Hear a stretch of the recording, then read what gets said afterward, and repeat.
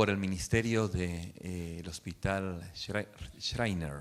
Es más allá de la tecnología y los adelantos científicos, hay un grupo de profesionales con mucha misericordia.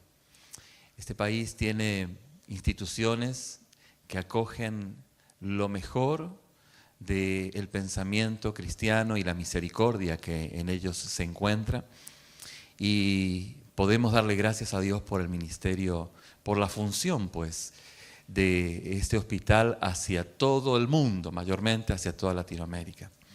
Le damos la bienvenida nuevamente a nuestro pastor Tony.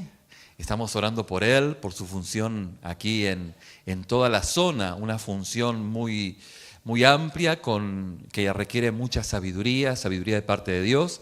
Así que mis hermanos, nuestras oraciones tienen que ir juntamente con cada motivo de oración que tenemos todos los días, orar por nuestro pastor Tony y su labor en toda el área de Texas, pero también aquí en los Estados Unidos, en las casas de oración, en todas las casas de oración, pues. Así que es un privilegio que pueda estar junto a nosotros, Martita también, y bueno, toda la familia que son parte de la congregación. Mis hermanos, los invito a que abran sus Biblias en Romanos capítulo 11, continuamos en Romanos capítulo 11, versículo 22, Romanos 11, 22, y el título de la enseñanza de esta mañana es permanecer en la bondad, entre comillas es justamente vivir en el Espíritu, porque de esto el apóstol Pablo justamente está refiriendo cuando hace esta observación a la iglesia en Roma, pero también en forma directa y específica habla acerca de la bondad y el permanecer en la bondad de Dios, con una observación bastante inquietante, en donde el versículo 22 termina, que justamente cuando leamos este versículo nos va a inquietar, pero no va a ser el tema de esta mañana, sino que va a ser justamente la frase anterior que el apóstol Pablo está refiriéndose. Entonces, el versículo 22 del capítulo 11 de Romanos dice: mirad, pues, la bondad y la severidad de Dios. La severidad ciertamente para con los que cayeron, pero la bondad para contigo, si permaneces en esa bondad, entre paréntesis, si vives en el Espíritu, pues de otra manera tú también serás cortado. Y obviamente que esto es lo inquietante, y más para aquellos quienes tienen una teología de salvo siempre salvo, ¿sí? Esto es inquietante. No es el tema de hoy, pero es un tema que realmente, mirando todo el consejo de Dios, es para seguir meditando y vamos a seguir observando en su momento. Pero fíjense qué notable, el apóstol Pablo dice: permaneced en esa bondad. Justamente está refiriéndose a poder vivir en el Espíritu. Y el apóstol Pablo, escribiendo a la iglesia que está en Galacia, en Gálatas, capítulo 5, versículos 16 y 18, nos amplía este principio. Los invito a que abran sus Biblias también en Gálatas capítulo 5, versos 16 al 18, que nos va a ampliar el concepto, nos va a ayudar a entender lo que es esto de permanecer en la bondad del Señor. Justamente el apóstol Pablo, hablando a la iglesia en Galacia, le dice: digo pues, andad en el Espíritu, o sea, permaneced en la bondad de Dios, y no satisfagáis los deseos de la carne.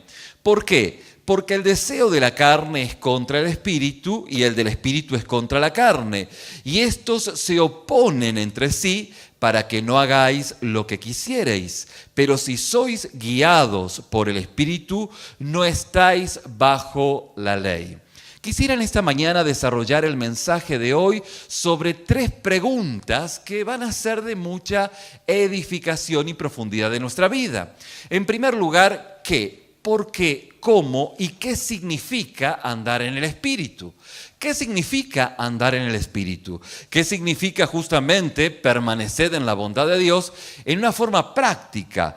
La segunda pregunta es: ¿por qué es importante andar en el Espíritu? Y en tercera instancia, a modo de una lectura minuciosa, sencilla, dijimos que la Biblia hay que explicarla de la forma más sencilla posible, ¿sí o no?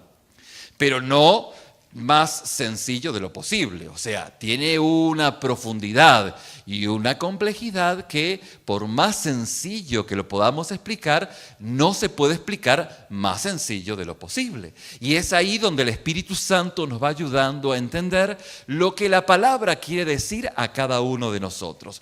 Pero la primera pregunta es: ¿qué es esto de andar en el Espíritu? ¿Qué es andar justamente en el Espíritu? Bueno, en este contexto, en esta palabra, la palabra dice en el versículo 18, de Gálatas justamente, si sois guiados por el Espíritu, no estás o no estáis bajo la ley. O sea que andar en el Espíritu significa mantenernos conectados a esta divina fuente de poder e ir donde quiera que Él nos conduzca. Es como una locomotora y sus vagones. Andar en el Espíritu no es andar en un carro en forma personal, sino que es estar como un vagón conectado a una locomotora, y esta nos lleva justamente a donde quiere, al lugar donde tiene previsto llevarnos.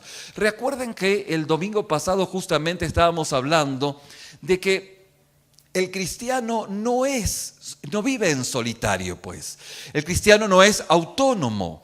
Ser cristiano no significa decir, bueno, yo tengo mi verdad y tengo mi conocimiento, sino que la fe o la vida cristiana es una vida o es una experiencia que tiene una ley que va por fuera.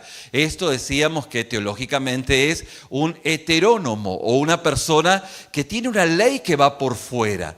Esa ley es la palabra de Dios, una ley externa que es la que me conduce. Y es el Espíritu Santo quien me va ayudando, me va guiando a poder entender y poder vivir esa ley, que no es una ley interna, sino que es una ley que está por fuera. Por eso decíamos que hay diferentes cristianos, hay personas, aunque se dicen cristianas, que viven su fe de supermercado o de shopping, en donde toman algo por acá, algo por allá, algo por ahí, y aquello que no lo representa dice, bueno, esto no me late, no me representa, esto es algo que no es para mí. Y esto no tiene nada que ver con la fe cristiana, porque el genuino cristiano, el Hijo de Dios, entiende que no es una ley en sí mismo, sino que tiene una ley por fuera a la que obedece, se somete por el Espíritu, y es esa ley quien va guiando y conduciendo su vida. No es una vida en solitario, sino que es una vida que se va aún conjugando en lo que es el reino de Dios, donde el arquitecto es el Señor, y nudo a nudo nos vamos uniendo unos con otros. Como decíamos en esta mañana cuando estábamos alabando al Señor, proclamando su justicia, lo que decíamos domingos anteriores, que es justamente dikaiosune. Bienaventurado aquel que tiene hambre y sed de justicia. Y la justicia, palabras más, palabras menos, es una correcta, una buena relación con Dios. Bienaventurado aquel que tiene hambre y sed de una buena relación con Dios. Porque ¿qué cree? ¿Qué será? Será saciado. Será saciado. Hay una saciedad, y es aquel también que a través de tener aquella buena relación con Dios, tiene un corazón limpio. Y al tener un corazón limpio, justamente con un corazón limpio, puede ver a Dios. Bienaventurados aquellos quien con corazón limpio justamente son aquellos que ven a Dios. Y para ver a Dios no podemos tener una vista torcida. Y decíamos que tenemos o tienen las personas que no son de Dios, que no conocen a Cristo o que lo conocen y que tienen que ser transformados por el poder de Dios, una vista borrosa por la lógica de la escasez. La lógica de la escasez dice, bueno, no hay para todos, entonces tengo que juntar mucho, no sea que si me falte, pues no pueda llegar a ser feliz. Esa es la lógica de la escasez, no es un espíritu, es una lógica, esa lógica de esa vista torcida, de esa vista borrosa, pues.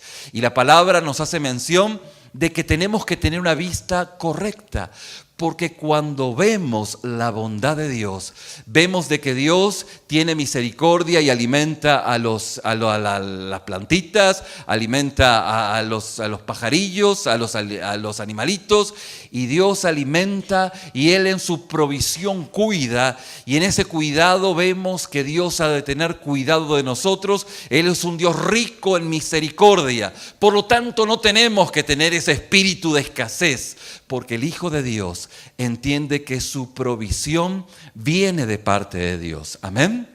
Por eso es que aquel que primeramente, como decíamos y afirmamos esta semana, comenzamos con esta declaración: bienaventurado aquel que se considera pobre, pero pobre en espíritu.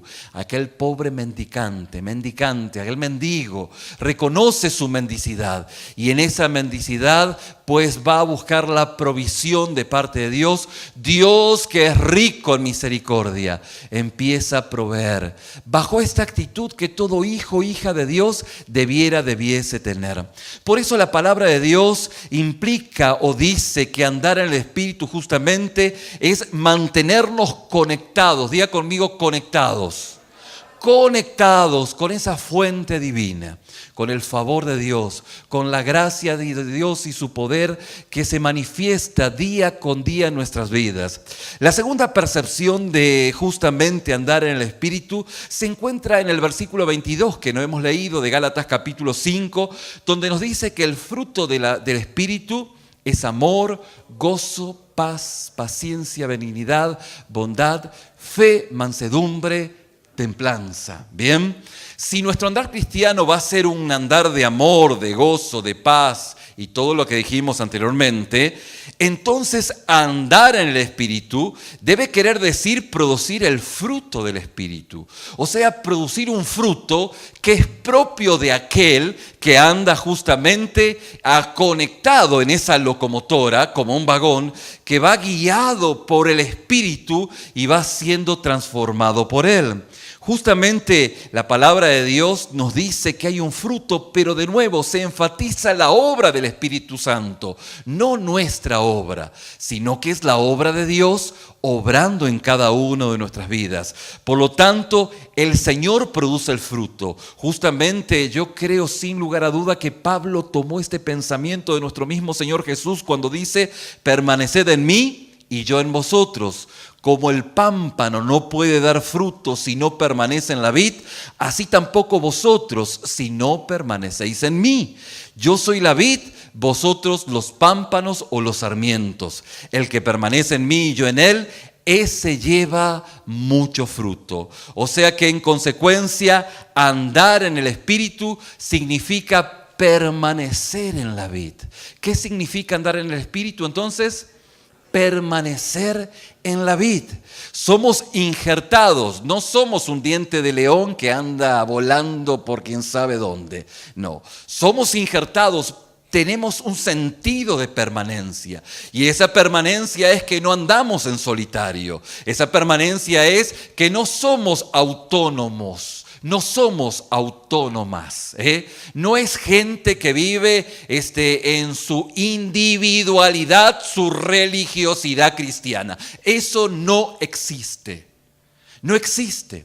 Es por eso que decíamos que aún hay gente que dice, bueno, aún dentro de la sana enseñanza, dice, bueno, está bien con todo el consejo de Dios, pero a mí no me representa todo el consejo de Dios que tiene un corte arminiano. Entonces me voy para este lado con un corte calvinista. Por decirlo, estamos hablando de, que usted dice, ¿qué dijo? Bueno, son diferentes líneas de pensamiento que están abarcados en el consejo de Dios, pero nosotros, como tenemos una ley heterónoma, una ley externa, vemos todo el consejo de Dios y bueno, lo aceptamos y no tomamos partida ni para un lado ni para el otro. No, yo considero que yo yo voy para acá, para el otro lado. Ese es, o esa persona es, justamente tiene esa visión individualista que pudiese afectar su vida, pudiese tomar sutilmente cierto matiz para que usted empiece a pues a conectarse con aquello que lo representa, con aquello que le late, con aquello que, digamos, está con usted, ¿no es cierto? Pero esto no es lo que piensa un cristiano. Un hijo de Dios toma todo el consejo de Dios y se somete a la verdad que es la palabra, y su palabra es aquella que nos guía y el Espíritu Santo nos va conduciendo día con día. En consecuencia, como decíamos, andar en el Espíritu significa permanecer en la vid. Ahora, la palabra de Dios dice: manténganse firmemente unidos, dice el Señor, a mí, dice el Señor. O sea, en otras palabras, no se aparten del flujo del Espíritu como respuesta justamente a las diferentes situaciones que se pueden vivir en la vida. No. Manténganse en este vagón sujeto a la locomotora, porque ella sabe conducir a bien sus vidas. Como decíamos esta semana, es abrir la puerta derecha.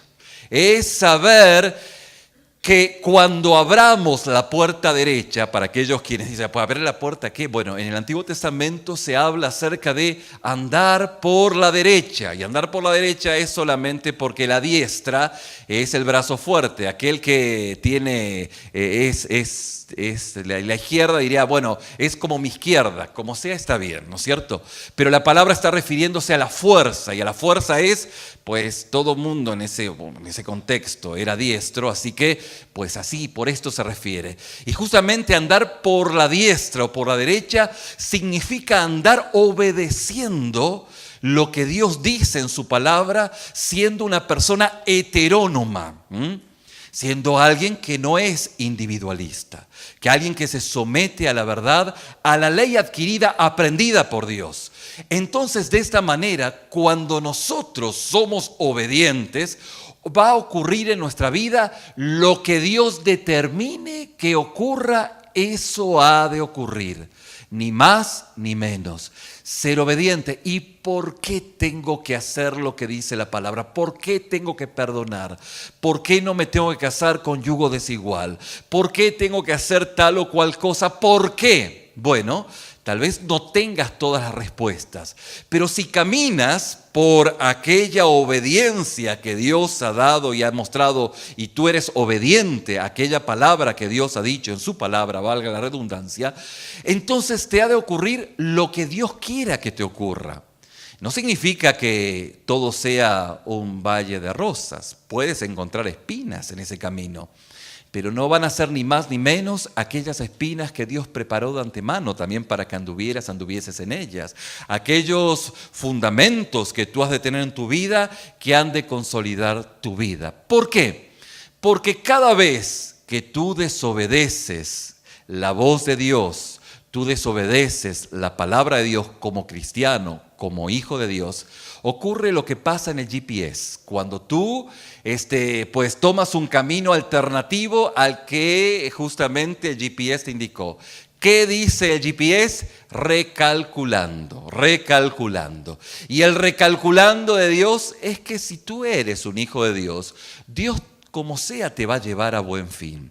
Él te va a llevar al buen término, pero va a ser otro camino por el cual tal vez tuvieras que pasar dificultades que no hubieses pasado si hubieses sido obediente a lo que Dios determinó en su palabra. ¿Cómo ves?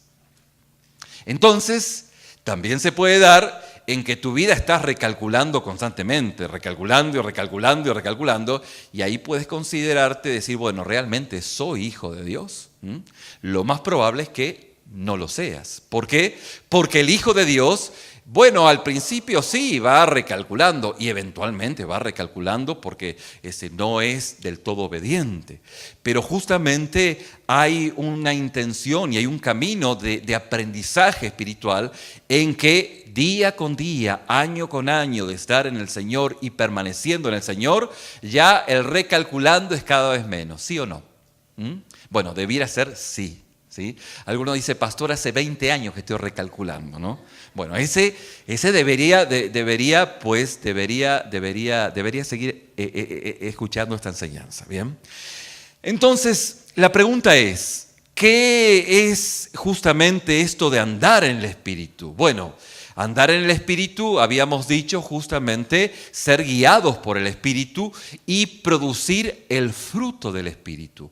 Cuando usted anda en el Espíritu, usted es guiado como la locomotora y usted produce el fruto que el Espíritu Santo va haciendo, va generando en su vida cuando usted está en las manos de Dios. Es decir, cuando Dios trabaja, ¿usted qué pasa? Usted suda, Cuando Dios trabaja, usted suda, Pero, me entiende la ilustración, ¿no? Usted, hay un esfuerzo, pues, pero al final del día es parte de la labor que Dios va haciendo. Fíjense que se enfatiza la obra del Espíritu. Sin embargo, el mandato es que nosotros hagamos algo, que nosotros estemos siendo aquellos elemones. Y usted dice, ¿qué? ¿Se acuerda? Aquel misericordioso, aquella persona que le duele, que te duela. O sea, me duele que te duela y vamos a hacer algo al respecto.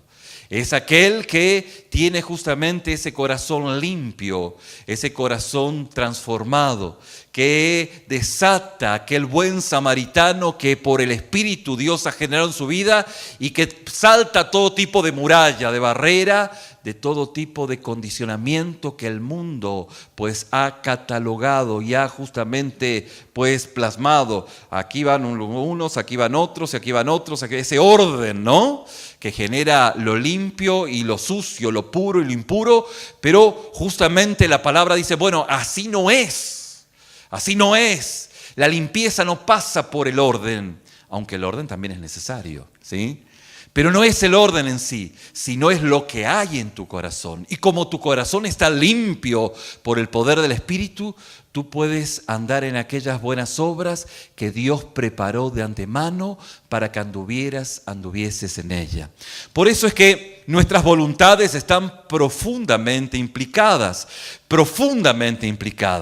Tenemos que querer estar acoplados al Espíritu, como justamente decíamos, los vagones a la locomotora. Tenemos que querer permanecer en la vid y hay cosas que podemos hacer para conectarnos a ese flujo del poder de Dios. Pero antes de preguntarnos cómo andar en el Espíritu, debemos preguntarnos ¿por qué es de vital importancia andar en el Espíritu? ¿Por qué es de tanta importancia andar en el Espíritu? Que esto también es una pregunta que debiera ser respondida de una forma muy rápida, más aquellos quienes hoy están siendo enseñados a la luz de esta palabra.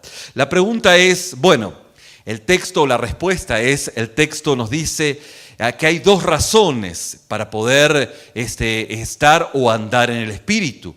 En primer lugar, nos muestra el versículo 16, donde nos dice que el incentivo para andar en el Espíritu es que cuando lo hacemos, no satisfacemos el deseo de la carne. Por eso, la primera razón por la que debemos andar en el Espíritu es que cuando lo hacemos, se vence los deseos de la carne. ¿Cuántos quieren vencer los deseos de la carne? Ahora, alguno dirá, ¿y qué son los deseos de la carne? Claro, porque alguno puede decir, los deseos de la carne, ¿qué son los deseos de la carne? La carne, bíblicamente hablando, es el ego o es el yo que siente el vacío de justamente aquello que por el pecado y el hombre y la humanidad siente. Decía un cristiano muy, muy antiguo, decía que el hombre solo puede ser llenado por la misma presencia de Dios. Y hay sabiduría en esto. Por eso es que el vacío que el hombre tiene solo puede ser llenado por la misma presencia de Dios, por nada más. ¿Se acuerdan que de ahí definíamos que el hombre no sabe cómo ser feliz? ¿Se acuerdan que lo decíamos? El hombre no sabe cómo ser feliz. El hombre no entiende, no sabe cómo hacerse feliz. Por eso es que el pecado del hombre fue decirle a Dios, mira Dios, eso de que tú me quieres hacer feliz, qué bueno, suena chido, suena bien. Estoy llevando Génesis a un lenguaje más sencillo. Entonces le dice, mira, eso de que tú me hagas feliz suena bien, pero tranquilo. Mira, la felicidad me la gestiono yo. La felicidad me la aplico yo. Yo me voy a... Yo. Porque yo sé bien cómo hacerme feliz a mí mismo. Y ustedes saben que hacerse feliz a uno mismo es lo que conlleva a lo que es el pecado. Porque el hombre por naturaleza no sabe hacerse feliz a sí mismo. Lo que recibe en vez de felicidad, trancazos. Y de ahí el hombre dice, no, para ser feliz voy a cambiar mi esposa por otra. Para ser feliz, dicen que el que no tranza, ¿cómo era? Bueno, no me lo repita, ¿no? No me lo diga. Entonces, para ser feliz, dicen que, pues sí, y eso es parte de gestionar o aplicarse la felicidad. Porque al final del día, aquel que peca, aquel que roba un banco, lo roba para querer ser más feliz, pues. Esa es la motivación última. Entonces, el punto es de que el hombre no se puede hacer feliz a sí mismo, no le sale. El único que sabe cómo hacer feliz al hombre es Dios. Entonces, justamente, dentro de este contexto, este hombre de muchos años atrás, Agustín de Hipona, decía, bueno, honestamente el hombre tiene un vacío que solo puede ser llenado por la presencia de Dios. Y es cierto. Solo Dios puede llenar ese vacío. Pero ¿qué hace el ego? ¿Qué hace el yo? Bueno, el ego y el yo reconocen lo que dice Agustín. Dice, sí, la verdad es que hay un vacío, que lo hay. Pero ¿qué creen? Ese vacío me lo lleno yo.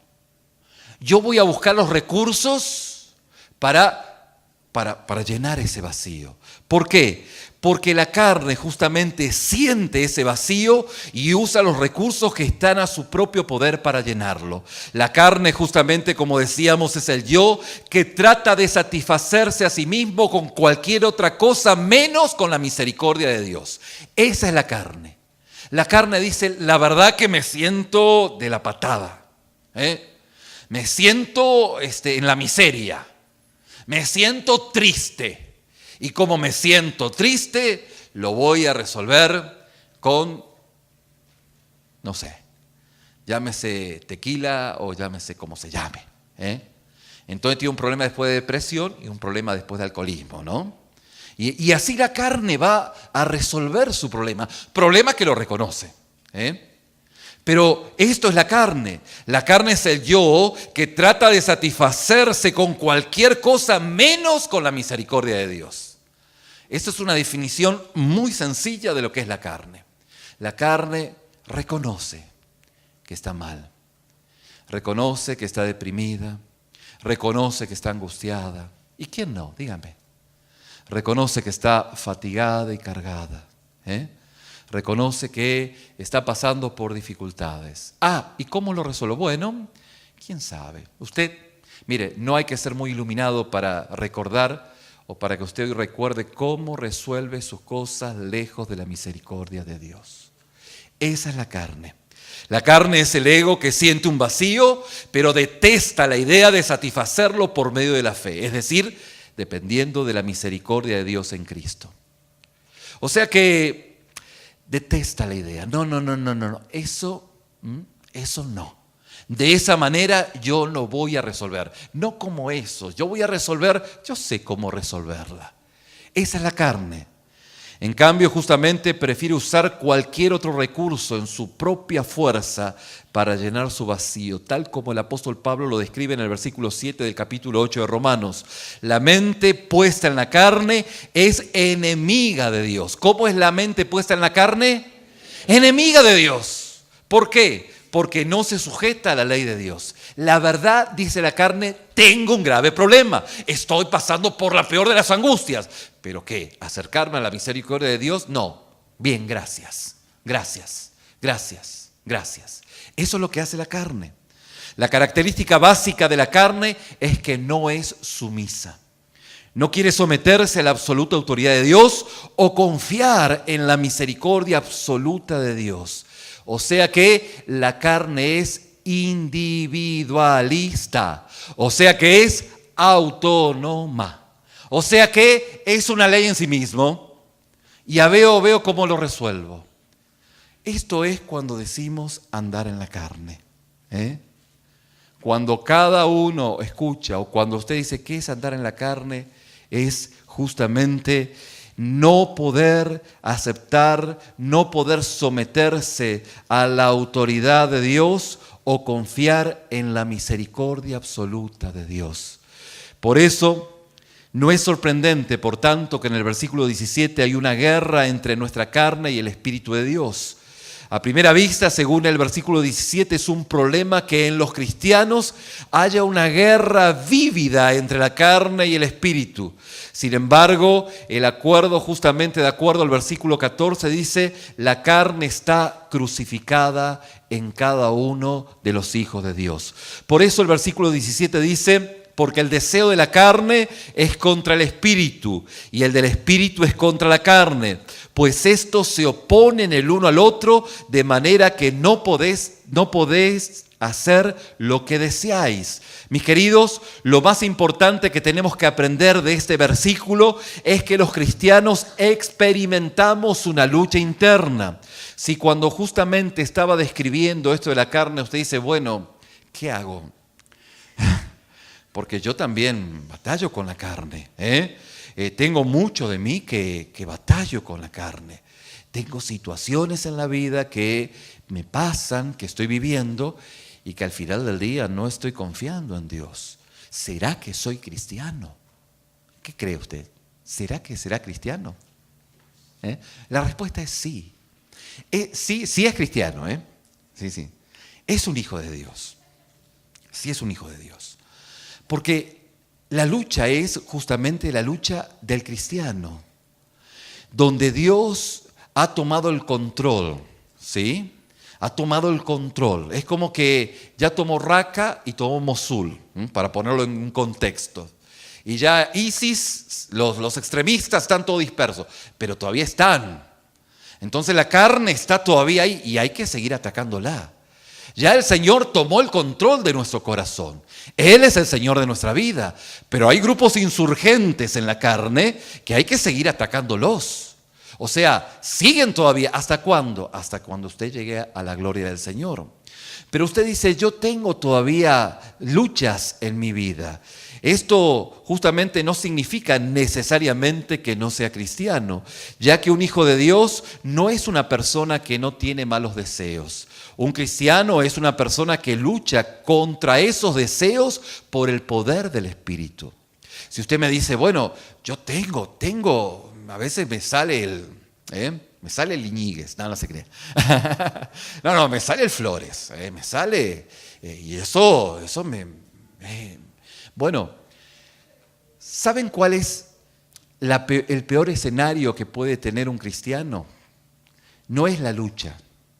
El peor escenario que puede tener un cristiano es que no haya lucha. Porque si usted dice, no, yo tranquilo, a mí no me hace nada pecar, a mí no me hace nada, yo no batallo con nada, no tengo batallas, aguas con eso. Porque eso está indicando que usted no es cristiano. Si usted no batalla contra el pecado, si usted no es una persona que lucha contra esos deseos por el poder del Espíritu, entonces dudo que usted sea un hijo de Dios, porque un cristiano no es una persona que no tiene malos deseos. Un cristiano es una persona que lucha contra esos deseos por el poder del Espíritu de Dios. Y esto es una experiencia que todos constante y cotidianamente tenemos. Tener conflictos dentro del alma no es completamente malo. Aunque anhelamos el día en que nuestra carne ya no exista y solo deseos puros y afectuosos llenen nuestro corazón, hay algo peor justamente que esta guerra, que es que no haya guerra. Y si usted no tiene guerra, pues sería bueno que en esta mañana usted mire para atrás y si ve pura devastación, quiere decir que ahí Dios no está. Y es ahí donde sea el comienzo, donde usted pueda conocer a Cristo como su único y suficiente Salvador.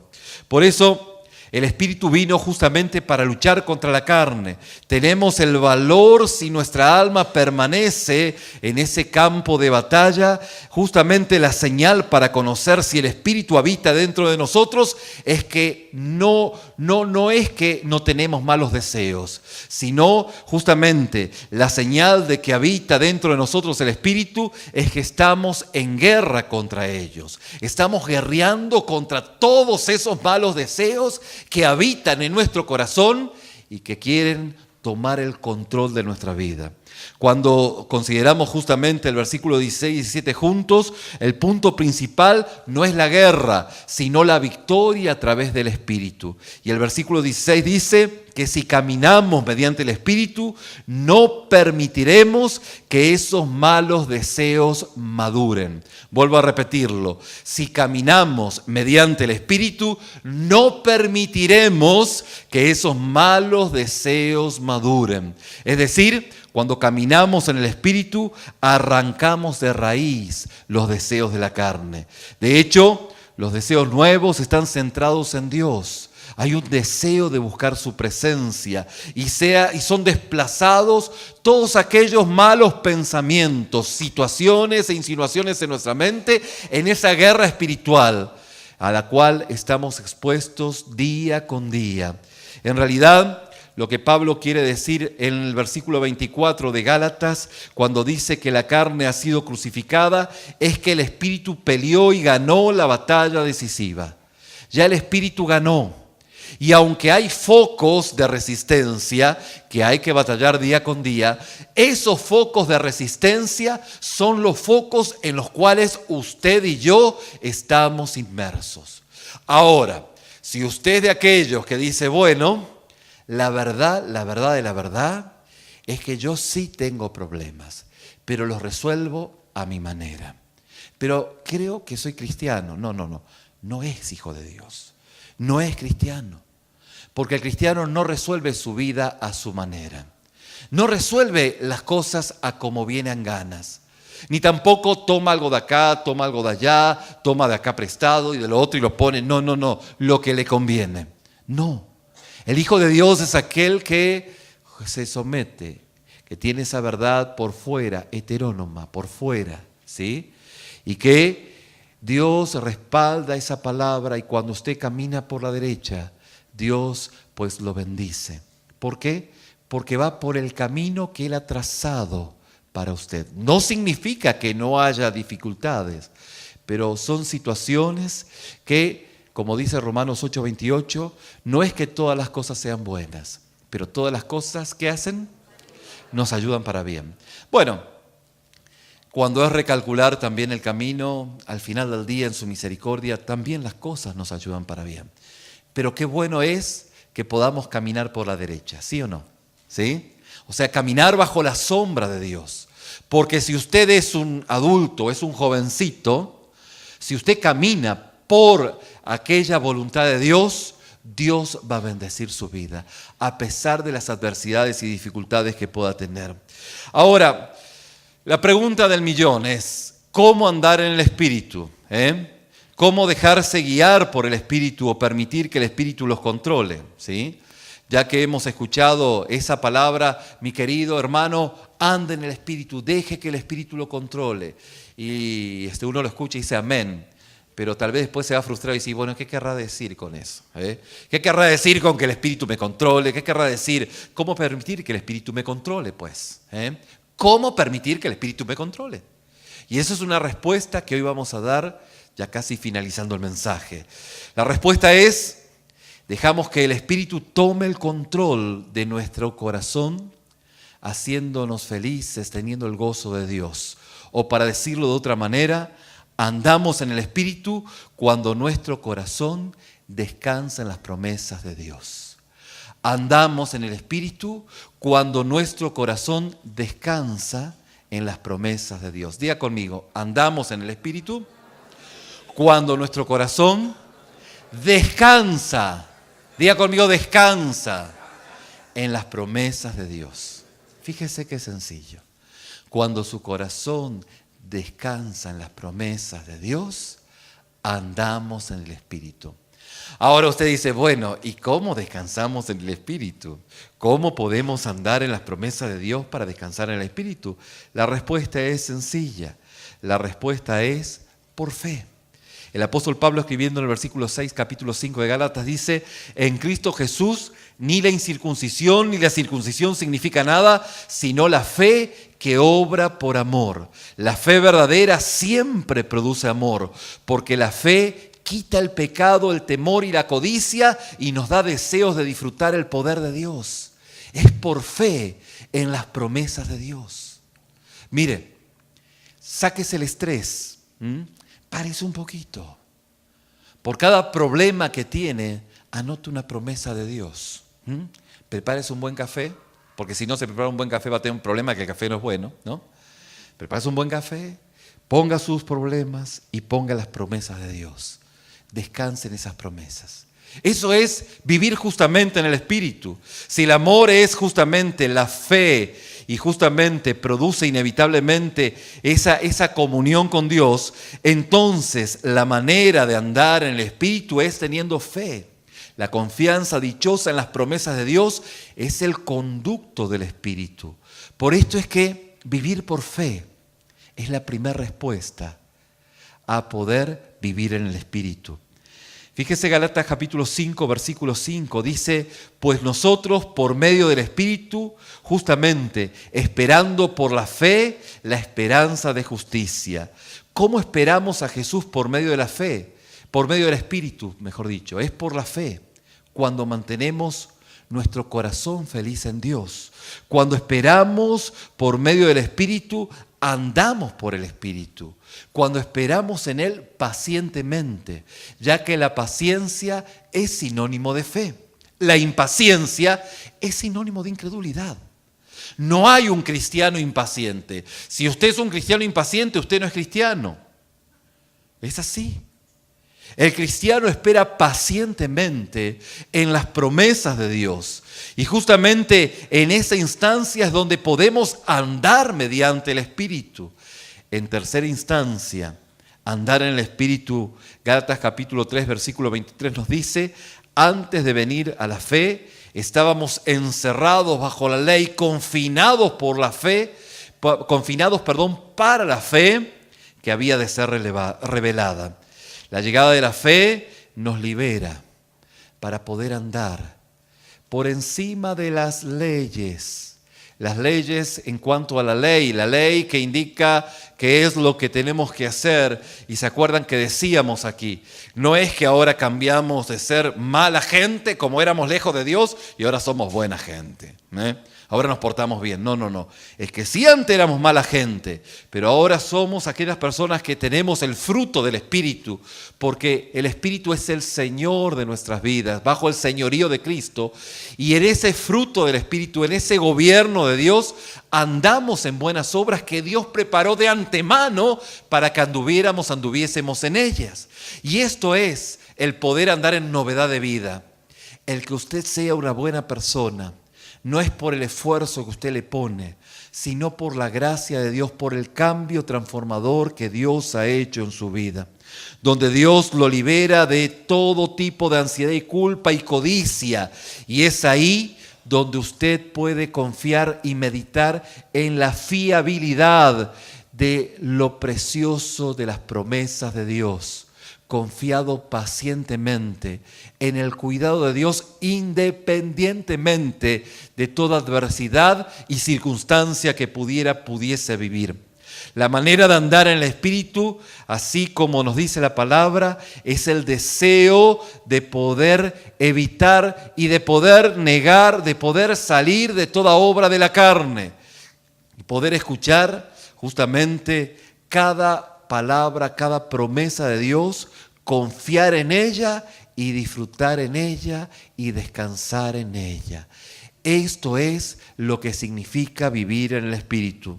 Finalmente, Gálatas 2:20 dice, con Cristo he sido crucificado, ya no soy yo el que vive, sino Cristo vive en mí. Y la vida que ahora la vivo en la carne, la vivo por fe en el Hijo de Dios, el cual me amó y se entregó a sí mismo por mí. Con Cristo estoy juntamente crucificado, y ya no vivo yo, y ya no soy yo el que vive, sino Cristo vive en mí.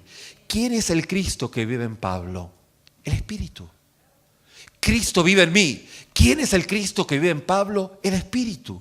Es el Espíritu. Es el Espíritu justamente quien está en el corazón del apóstol Pablo como está en el corazón suyo y que quiere glorificar a Dios en su vida. Ahora, ¿Cómo anda Pablo en el Espíritu? ¿Cómo anda usted en el Espíritu? Bueno, la vida que ahora la vivo en la carne, la vivo por fe en el Hijo de Dios. Tanto Pablo como usted debiese confiar en el Hijo de Dios día con día, encomendando sus preocupaciones. Diga conmigo, encomendar o encomendando mis preocupaciones. Es vital esto, encomendando sus preocupaciones día a día, liberando su vida de todo tipo de culpa, temor y codicia. Y de esta manera, sosteniéndose bajo el poder del Espíritu. Entonces la pregunta otra vez, ¿cómo entonces andamos en el Espíritu? La respuesta es sencilla. Dejamos de tratar de llenar el vacío de nuestra vida con cientos de cosas del mundo y serenamos nuestra alma y empezamos a meditar en sus promesas inefables día con día. Y en ese proceso espiritual empezamos a encontrar justamente ese aplomo, esa guía, ese peso que Dios pone para que podamos andar en el Espíritu. De hecho, la lucha de la fe se pelea con las promesas de Dios. Y la lucha de la fe es la misma que la lucha por andar en el Espíritu. Esto es así. La lucha de la fe es la lucha por andar en el Espíritu, por confiar por cada problema en las promesas de Dios y descansar en su cuidado, sabiendo de que todas las cosas nos ayudan para bien. Abriendo la puerta derecha. Y si abrimos la puerta derecha y hay adversidad, bueno, así Dios lo hizo, así Dios lo preparó, pues no, ni modo. Al fin del día fui obediente a su palabra. Obviamente el diablo te va a venir a susurrar al oído y decir, bueno, viste, ser obediente y mira lo que te pasa. Bueno, pues ni modo. De hecho, la palabra dice que el Señor está preparando fundamentos. Deben ser estos los cimientos, porque Dios no me da solo providencia de gozo, providencia de alegría. Él me da providencia de dolor, providencia de tristezas, de angustias, providencias que en su sabiduría Dios permite ser aquellos fundamentos para la edificación que Él va a dar en mi vida. Para ese edificio que Él está construyendo. Para que el día de hoy usted pueda hacer un edificio sólido, con un cimiento robusto, de acuerdo a lo que Dios estipuló. Usted dice, ¿por qué sufren unos y otros, unos más que otros? No hay respuesta. No hay respuesta. Pero lo que podemos entender bíblicamente hablando es que Dios en su permisividad, en su providencia, diga conmigo providencia, Él dio providencialmente ese dolor, en el cual es inexplicable, no hace sentido, pero que aquel que lo vive experimenta ese cuidado, esa gracia de parte de Dios en quienes son sus hijos y consolidan una edificación más robusta. Claro, en quien no es hijo de Dios, una tragedia lo fulmina. Pero en el Hijo de Dios, una tragedia, una situación adversa, lo consolida en el amor y el cuidado y en la protección que solo Dios da en medio de la adversidad. El Señor es el sumo sacerdote, que no solo es el camino, sino que es aquel que acobija a aquel que está pasando por dificultades. De esta manera podemos entender a la luz de la palabra que permanecer en la bondad, vivir en el Espíritu, es algo real que usted pudiese experimentar a partir de hoy. ¿Cómo? Permaneciendo en sus promesas. ¿Cómo? Bueno, justamente reconociendo su condición. Sí, la verdad que la estoy pasando como en feria. Estoy pasando con angustias, tristezas, penurias, y esto independientemente de que mi condición social, cultural o económica sea increíble.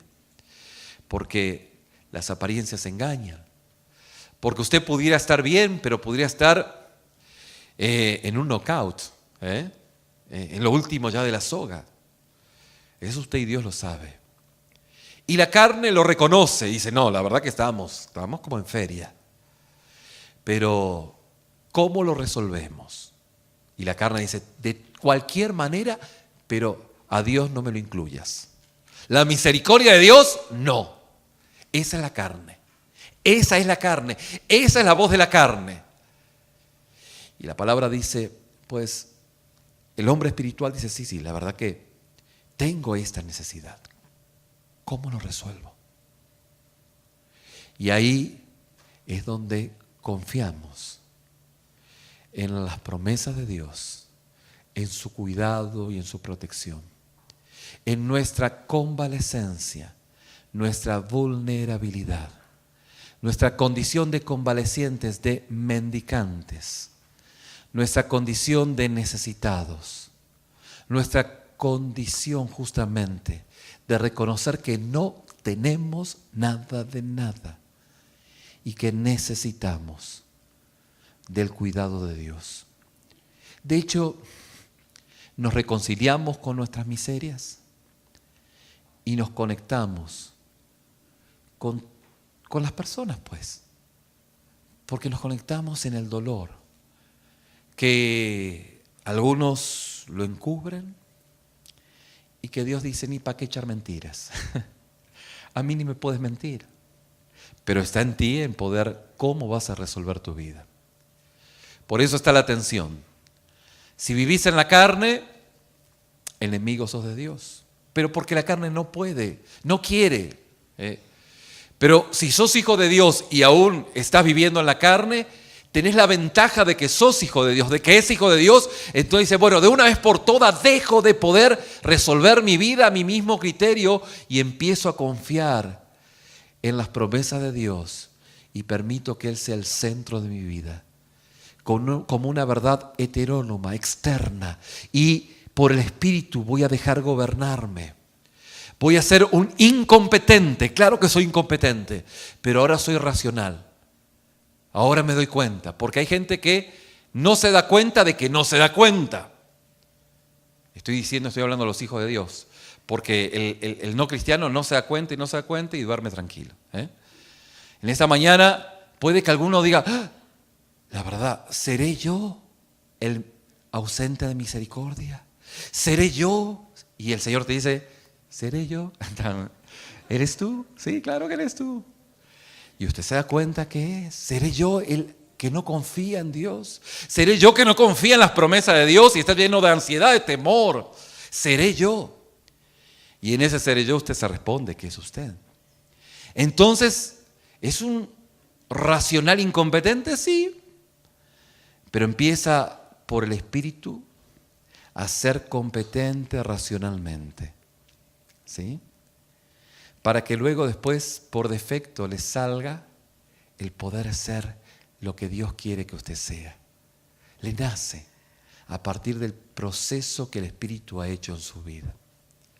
Y esto es justamente el camino del cristiano dije, del Hijo de Dios, que en esta mañana reconoce que está escuchando más a la carne, que de la carne tenía un concepto, quién sabe qué, tan místico que no lo podía definir, pero hoy lo definió.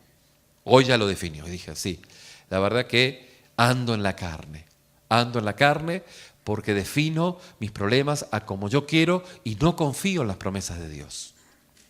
Pero hoy me doy cuenta que estoy enemistado de Dios y que tengo que depositar mi confianza por fe en las promesas. Lo invito a que incline su rostro, vamos a orar.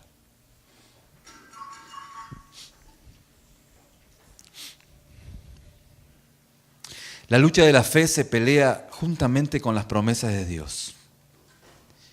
Y es la lucha de la fe, es justamente la misma lucha por andar en el Espíritu. Mi querido hermano, hermana, ande en el Espíritu y no satisfaga los deseos de la carne. Va a ver que va a vencer la tentación y Dios lo guiará si mantiene su corazón gozoso en Dios, descansando en sus promesas. Si usted en esta mañana reconoce, ya el Señor lo acorraló. Y usted se dio cuenta que sabe, que definió que no anda en el Espíritu. Trata de resolver su vida de cualquier manera menos en la misericordia de Dios. Y que justamente ha entendido en esta mañana que andar en el Espíritu es cuando nuestro corazón descansa en las promesas de Dios. Pero la mera verdad es que ni descansa en la noche. No descansa. En esta mañana, como hijo de Dios, usted puede descansar en las promesas de Dios. Es tiempo de reconciliarse. Es tiempo de entender lo que la palabra de Dios dice acerca de la manera en la cual estamos enemistados con Dios, porque la carne no desea justamente estar pues en las cosas espirituales. Y esto es la batalla de todo hijo de Dios.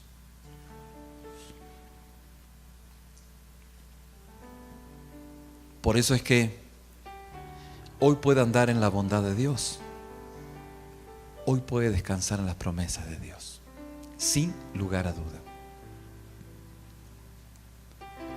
Porque cuando caminamos en el Espíritu arrancamos de raíz los deseos de la carne. Esos deseos que son del viejo hombre centrado en el individualismo se arrancan por el Espíritu, por la confianza en las promesas de Dios. ¿Cuánto ha corrido, caminado en la carne? Solo usted lo sabe. Padre, ministra a tus hijos. Derrama de tu gracia, tu presencia y tu cuidado. Ministra sus vidas. Libéralos de su individualismo, para que no tengan fecha de caducidad. Señor, guía a tus hijos. Acepta ese corazón quebrantado que busca, Señor, estar en el centro mismo de tu voluntad. Y para aquellos quienes en esta mañana dicen, bueno, la verdad que mi vida es por lo que usted definió, pastores, en la carne, porque yo trato de encontrar la manera de resolver mi vida como me vienen en ganas. Pero en esta mañana reconozco que así me ha ido como en feria también, porque he tratado de aplicarme la felicidad a mí mismo y me ha ido mal. Y eso es teológicamente lo que es pecado. La desconfianza de Dios. Desconfiar de Dios. Desconfiar de Dios, pues. Entonces usted en esta mañana dice, bueno, yo quiero confiar en Dios. Yo quiero confiar en Dios. Ya estoy cansado de darme trancazos a trancazos en la vida. ¿Cómo le hago? Es el Espíritu Santo quien en esta mañana está redarguyéndole, le está mostrando su pecado, su lodo, el lodo que hay en su vida. Buena oportunidad sería hoy reconocer su condición, pedirle perdón a Dios. Con sus palabras o con las mías, decir, Señor Jesús, te pido perdón por mis pecados. Ven a ocupar el centro de mi vida. Reconocí que vivo en la carne, porque trato de resolver mi vida de cualquier manera, menos en el centro de tu misericordia. Te pido perdón. Te pido que me perdones. Perdón, Señor. Si con sus palabras o con las mías usted ha orado de esta manera, yo le invito a que levante su mano y sea el testimonio, diciendo, pastor, yo he orado de esa forma.